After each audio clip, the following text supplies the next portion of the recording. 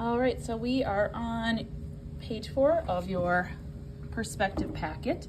So if you read the directions here, now that you've practiced some of your 1-point perspective, you've practiced using it with boxes and shapes and letters, we are now going to practice using 1-point perspective to create a city. When you consider using 1-point perspective, we have 3 main perspectives we are going to talk about. That is bug's eye view, boy's eye view, and bird's eye view. If you flip to the second page in your packet, you can see an example of each of these, and we will talk about these as a class next week. So here's an example of a city from a boy's eye view. Here is an example of a city from a bug's eye view. And here would be an example of a city from a boy's eye view. Okay? If we look at all of these, the one thing they have in common is that there's one vanishing point to which all of our diagonal lines converge. And that is 1-point perspective, and that is the technique we are practicing for this drawing project.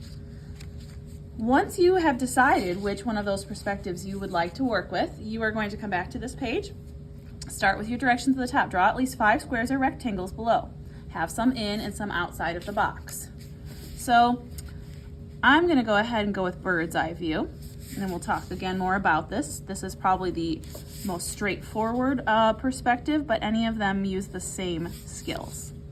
So I'm going to start by placing my ruler, and I'm going to draw some squares inside this rectangular space. I'm going to draw some squares outside this rectangular space.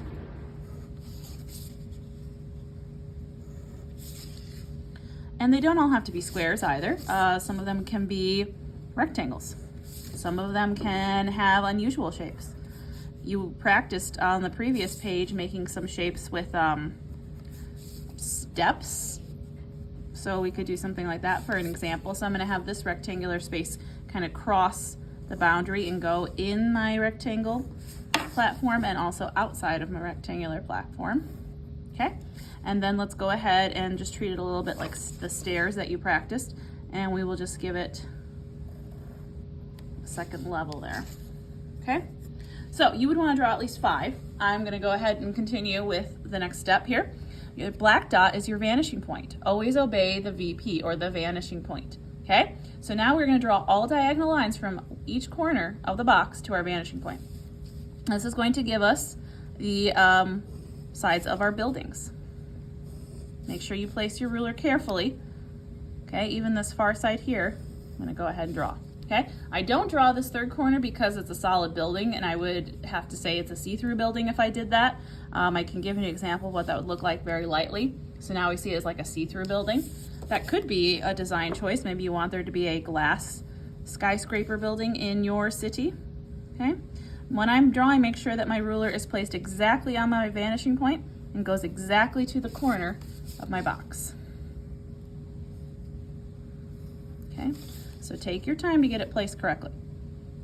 All right, so now I'm working on some of these ones that are outside of my normal rectangular platform here. Notice, because I've made this smaller shape coming down, I'm also going to draw to that vanishing point with the corner of that shape. So now it looks like I almost have like a larger building and another building right next to it. This corner should also be drawn to the vanishing point, because we would see the inside edge of the top part of the building. I could draw it all the way down if I wanted to, or I could just draw that little notch. Okay, so hopefully you can start to see how these turn into shapes that are coming forward and receding at our vanishing point. Okay, you can see if you place your shapes outside of the box, that even pushes that 3-dimensionality even a little farther. So that is why the directions ask you to put some in and some outside of your box, so you can see how that changes the perspective or the 3D effect. Okay, so now the next thing I'm going to do, just like you did on your first page where you draw the edge of your boxes. Okay, so let's go back there so you can see. I have my diagonal lines going to my vanishing point. Now I need to find my horizontal and vertical lines that will become the end of the building, or where it runs into the ground. Okay, so for now, what I'm going to do, I usually like